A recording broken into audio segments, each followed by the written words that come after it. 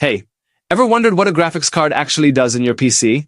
I mean, what is it really for? So, think of your graphics card, or GPU, as the part of your computer that's in charge of turning data into images.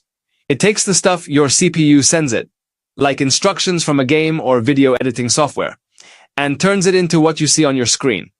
It's designed specifically to handle visuals and 3D stuff way faster than a regular processor.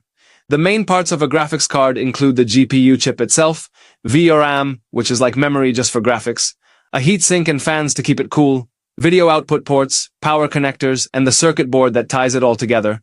And hey, if you're into this kind of content, drop a like and subscribe real quick so you don't miss the next one. Now let's talk about the ports. Older cards had VGA or DVI, which were fine back in the day. But modern GPUs use HDMI and DisplayPort. Those are digital and support higher resolutions like 4K and even 8K depending on the version.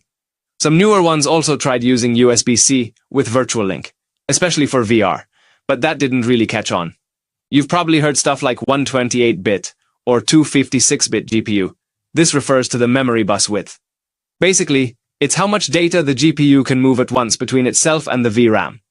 Wider buses, like 256-bit, allow for more bandwidth and better performance, especially when paired with fast memory. Speaking of memory, VRAM is like regular RAM but optimized for graphics. It's where textures, frame buffers, and shading data live while you're gaming or rendering.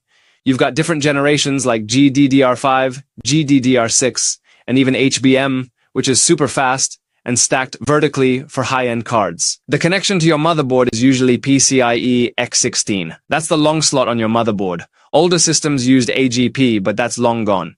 And yeah, many powerful GPUs need extra power. The PCIe slot gives 75 watts, but higher-end cards use 6-pin or 8-pin power connectors, and the newest ones use a 16-pin 12V HPWR connector that can deliver up to 600 watts. That's serious power. Now, the GPU chip itself, the brain of the card, has cores. NVIDIA calls them CUDA cores.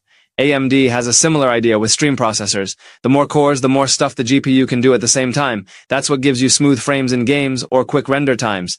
The clock speed tells you how fast the GPU runs, usually measured in mHz or GHz. Higher clocks generally mean better performance as long as cooling and power can keep up. There's also boost clocks. Those are the max speeds the chip can hit when it's not overheating. Inside the GPU, there are also TMUs for handling textures and ROPs that deal with rendering the final image.